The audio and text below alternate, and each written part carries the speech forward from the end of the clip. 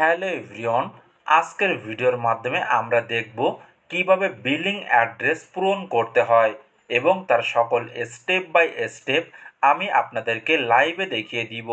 এছাড়া এই billing address নিয়ে আরও কিছু গুরুত্বপূর্ণ তথ্য আমরা জানব, যেগুলো নিয়ে আপনারা এই মুহূর্তে অনেকে কনফিউশনে আছেন এবং ইতিমধ্যে কয়েকজন আমার কাছে জানতে চেয়েছেন।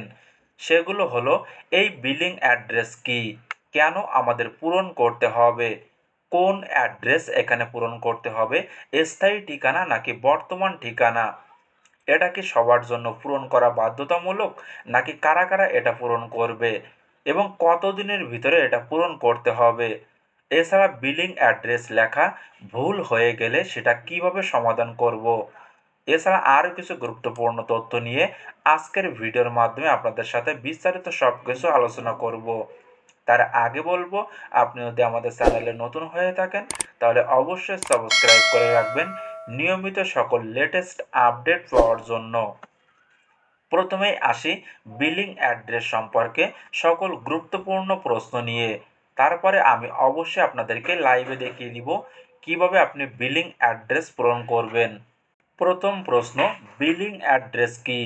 এই বিষয়ে যদি আমরা চ্যাটজিপিতে হোয়াট ইজ বিলিং অ্যাড্রেস লিখে সার্চ করি, তাহলে আমরা সেখান থেকে জানতে পারবো বিলিং অ্যাড্রেস হলো আপনার ক্রেডিট কার্ড অ্যাকাউন্টের সাথে যুক্ত ঠিকানা। আপনি যখন আপনার ক্রেডিট কার্ড দিয়ে কেনাকাটা করবেন, বিশেষ করে অনলাইন বা ফোনের মাধ্যমে, তখন আপনার পরিচয় যাচাই করতে এটা ব্যবহৃত হয়। এছাড়া এখানে আরও বলা হয়েছে প্রতারণামূলক লেনদেন প্রতিরোধে বিলিং ঠিকানা অত্যন্ত গুরুত্বপূর্ণ, কারণ বিক্রেতা প্রায় পেমেন্ট প্রক্রিয়া করার আগে ক্রেডিট কার্ড প্রদানকারীর কাছে ফাইলে থাকা ঠিকানা যাচাই করে। পেমেন্ট অনুমোদন সংক্রান্ত সমস্যা এড়াতে আপনার ক্রেডিট কার্ড প্রদানকারীর রেকর্ডে থাকা ঠিকানার সাথে আপনার প্রদান করা বিল ঠিকানা মিল আছে কিনা সেটা নিশ্চিত করা গুরুত্বপূর্ণ। উদাহরণস্বরূপ আমরা বলতে পারি, ধরুন আপনি অনলাইন থেকে কোনো একটা প্রোডাক্ট অর্ডার করলেন, কিন্তু আপনি আপনার বাড়িতে উপস্থিত নেই, কিন্তু আপনি চাচ্ছেন আপনার অনলাইন প্রোডাক্টটি যেন আপনার বাড়ির লোকের কাছে পৌঁছায় এবং প্রোডাক্ট কেনার জন্য যে বিলটা তৈরি হলো সেটা যেন আপনার কাছে চলে আসে। অর্থাৎ আপনি যেখান থেকে বিলটা রিসিভ করবেন সেটাই হলো আপনার বিলিং অ্যাড্রেস। এখন আসি বিলিং অ্যাড্রেস পূরণ করার সময় আমাদের কোন অ্যাড্রেস এখানে পূরণ করতে হবে, স্থায়ী ঠিকানা নাকি বর্তমান ঠিকানা। এই বিষয়ে আমরা আমাদের ঘুষমেন্দ্র ধিলন স্যারের আপডেট ভিডিওটি আগে শুনে আসি, তাহলে আপনারা আরও ক্লিয়ারভাবে বুঝতে পারবেন। आपका बैंक में जो भी आपने एड्रेस दिया है, ओके, बैंक में जो भी आपका कॉरस्पॉन्डेंस एड्रेस है वो उठा के वही सेम चीज आप अपने बिलिंग इंफॉर्मेशन में डाल दीजिए। वो एक बहुत अच्छा एक ऑप्शन है हम सबके लिए, राइट। वहां से आप वेरीफाई भी कर पाओगे। कल को कोई कंपनी कहती है कि आप वेरीफाई करो आपका एड्रेस, तो आप अपने बैंक की पासबुक में भी आपका वो एड्रेस है, ओके, तो बैंक से आप लिख के भी ले सकते हो या वट एवर जो भी है, ठीक है ना। तो इसमें आधार कार्ड में भी आपका कोई और एड्रेस हो सकता है, या आधार कार्ड आपसे 10 साल पहले का आपका बना हुआ है, 5 साल पहले का बना हुआ, वहां पे आपने अपने गांव का एड्रेस दिया हुआ है, राइट। तो उसमें उसकी कोई प्रॉब्लम, उसको अलग रखिए अभी आधार कार्ड को। तो बिलिंग इंफॉर्मेशन जहां पे आप रह रहे हो, चाहे आप रेंट पे ही रह रहे हो, ओके, कहीं पे भी रह रहे हो, बट आप जस्ट गौर करें कि आपका बैंक में भी जो जो भी आपने एड्रेस दिया है वो आप प्लीज इसको वहां पे डाल के आप अपना अपना ये जो प्रोसेस है बिलिंग इंफॉर्मेशन वाला वो कंफर्म कर सकते हो। আশা করি বুঝতে পেরেছেন। চলুন আমি আর একটু ক্লিয়ার করে দেই। আমাদের ভিতরে আমরা অনেকে আছি যারা কিনা অনেক সময় কাজের জন্য বা অন্যান্য প্রয়োজনে বাড়ির বাইরে থাকি। সেক্ষেত্রে আমাদের মনে প্রশ্ন আসছে, এখানে বিলিং অ্যাড্রেস আমরা কোন ঠিকানায় লিখব। এই বিষয়ে দিলন স্যার বলেন, আপনি ব্যাংক অ্যাকাউন্ট খোলার সময় যে অ্যাড্রেস ব্যবহার করেছিলেন এবং আপনার আইডি কার্ড বা আধার কার্ডে যে ঠিকানা দেওয়া আছে সেই ঠিকানাটা আপনি এখানে আপনার বিলিং অ্যাড্রেসে ব্যবহার করুন। তাহলে আপনার সকল ডকুমেন্টের সাথে আপনার ঠিকানাগুলো মিল থাকবে। তাহলে আগামীতে ও ভেরিফাইয়ের মাধ্যমে কেওয়াইসি করার সময় আপনার কেওয়াইসি ডকুমেন্ট, ব্যাংক ডিটেলস এবং এখানে ব্যবহার করা সকল ঠিকানাই একই থাকবে, যেটার জন্য আপনার অনেক সুবিধা হবে। সুতরাং আমি বলবো আপনার আইডি কার্ডের ঠিকানার পেজে যে ঠিকানাটা দেওয়া আছে সেটা আপনি এখানে লিখবেন। এখন আসি বিলিং অ্যাড্রেস কেন আমাদের পূরণ করতে হবে? এটা পূরণ করার এই মুহূর্তে মূল কারণ হলো পেমেন্ট করার জন্য। আপনি যদি অন প্যাসিভের থেকে টাকা লেনদেন করতে চান তাহলে অবশ্যই আপনাকে এই বিলিং অ্যাড্রেসটা পূরণ করতে হবে। আপনি যদি এখন বিলিং অ্যাড্রেস পূরণ না করেন তাহলে কিন্তু আপনি পেমেন্ট করতে পারবেন না। অন প্যাসিভ থেকে লেনদেন করার জন্য বিলিং অ্যাড্রেস পূরণ করা অবশ্যই বাধ্যতামূলক। এছাড়া আগামীতে এমনও হতে পারে আমরা এর আগে আপডেট পেয়েছিলাম আমাদের অন প্যাসিভের ফিজিক্যালি প্রোডাক্ট তৈরি করা হবে এবং আপনি যদি অন প্যাসিভ থেকে কোনো ফিজিক্যালি প্রোডাক্ট অর্ডার করেন তাহলে সেক্ষেত্রে আপনার ঠিকানায় পৌঁছে যাবে। তাছাড়া এর আগে আমরা অ্যাডসারের থেকে আপডেট পেয়েছিলাম ভারতীয়দের জন্য শীঘ্রই অনপ্যাসিভ ডেবিট কার্ড লঞ্চ করা হবে এবং যখন আপনি কার্ডটি অর্ডার করবেন তখন কার্ডটি আপনার ঠিকানায় পাওয়ার জন্য এই ঠিকানাটা আপনার কাজে লাগতে পারে। এখন আসি পরবর্তী প্রশ্ন, এটা কি সবার জন্য পূরণ করা বাধ্যতামূলক নাকি কারা কারা এটা পূরণ করবে? দেখুন, এই বিষয়ে যদি এক কথায় বলতে গেলে এটা সবার জন্য পূরণ করা বাধ্যতামূলক। কেননা অনপ্যাসিভে ইতিমধ্যে যারা যারা যুক্ত হয়েছেন এবং আগামীতে যারা যারা যুক্ত হবে এবং অনপ্যাসিভ থেকে যদি টাকা লেনদেন করতে চান তাহলে তাদেরকে অবশ্যই এটা পূরণ করতে হবে। আশা করি বোঝাতে পেরেছি। এখন আসি পরবর্তী প্রশ্ন, কতদিনের ভিতরে এটা পূরণ করতে হবে? দেখুন, এখনো পর্যন্ত কোম্পানির পক্ষ থেকে কোনো নির্দিষ্ট সময়সীমা দেওয়া হয়নি যে আপনাকে এত তারিখের ভিতরে এটা অবশ্যই পূরণ করতে হবে। সুতরাং এটা যে কোনো সময় আপনি পূরণ করতে পারবেন। তার জন্য আমি বলবো আপনি এটা পূরণ করার সম্পর্কে আগে সবকিছু ভালোভাবে জানুন এবং বুঝুন, তারপরে আপনি এটা পূরণ করুন।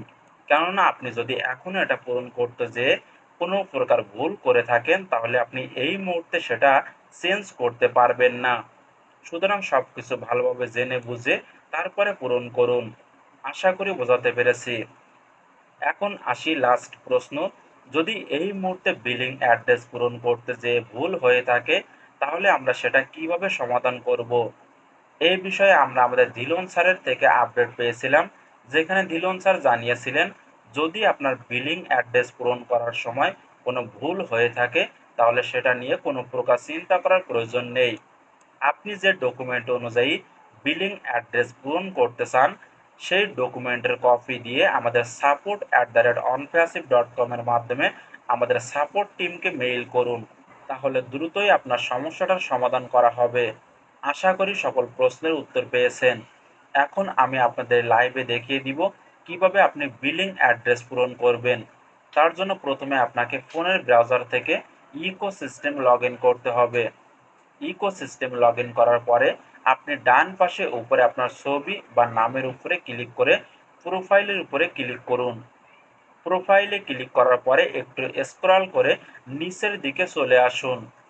এখন নিচের দিকে আসলে আপনি বিলিং অ্যাড্রেস পূরণ করার জন্য এমনভাবে অপশন দেখতে পাবেন। এবার এখানে বিলিং অ্যাড্রেস লেখার জন্য এডিট বিলিং অ্যাড্রেস এর উপরে একটি ক্লিক করুন।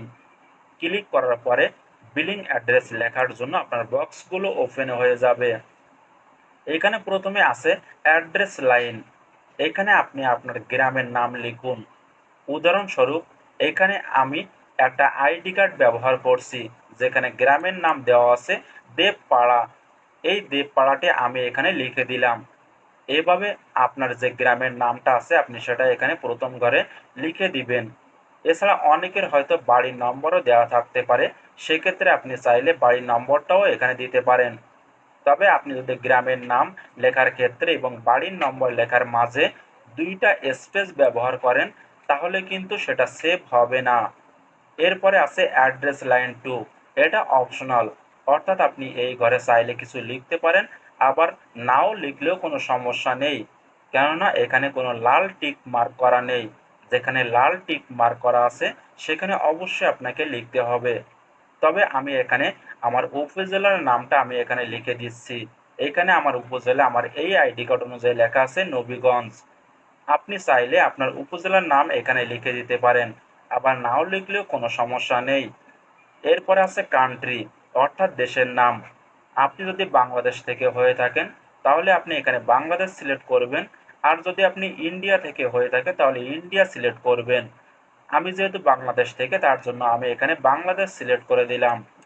এরপরে আছে স্টেট, প্রভিন্স অ্যান্ড রিজন, অর্থাৎ বিভাগ বা রাজ্যের নাম এখানে লিখতে হবে। আমি যেহেতু বাংলাদেশ থেকে তার জন্য এখানে আমার বিভাগের নাম লিখব। এখানে আমার বিভাগের নাম সিলেট বিভাগ। আমি সেটা এখানে সিলেক্ট করলাম। আপনার যে বিভাগের নাম সেটা আপনি এখানে সিলেক্ট করবেন। এরপরে আছে সিটি অর্থাৎ শহর। এখানে আপনি আপনার জেলার নাম সিলেক্ট করবেন। যেমন এখানে আমি যে আইডি কার্ডটা ব্যবহার করেছি সেখানে জেলার নাম দেওয়া আছে হবিগঞ্জ, সেটা আমি এখানে সিলেক্ট করলাম। এরপরে আছে জিপ কোড বা পিন কোড, যেটা নিয়ে অনেকে কনফিউশনে আছেন। এখানে ইচ্ছা মতো যে কোনো পিন নাম্বার ব্যবহার করতে পারবো কিনা। এই ক্ষেত্রে আমি বলবো না, আপনি ইচ্ছা মতো ব্যবহার করতে পারবেন না।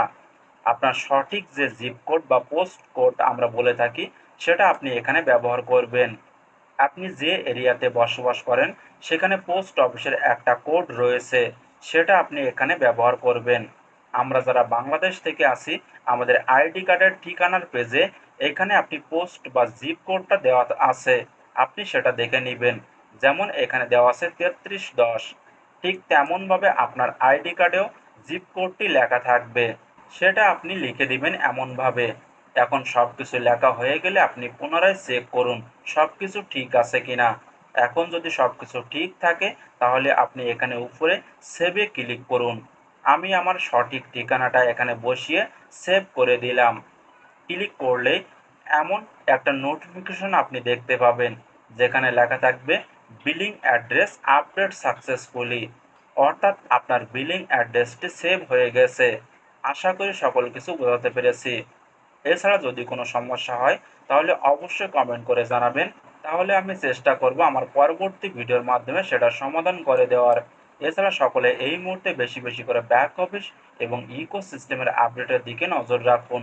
এছাড়া নতুন কোনো আপডেট আসলে আমি অবশ্যই আপনাদেরকে জানিয়ে দিব। তার জন্য আপনি যদি আমাদের চ্যানেলে নতুন হয়ে থাকেন তাহলে অবশ্যই সাবস্ক্রাইব করে রাখবেন নিয়মিত সকল আপডেট পাওয়ার জন্য। সকলে ভালো থাকুন এবং সুস্থ থাকুন।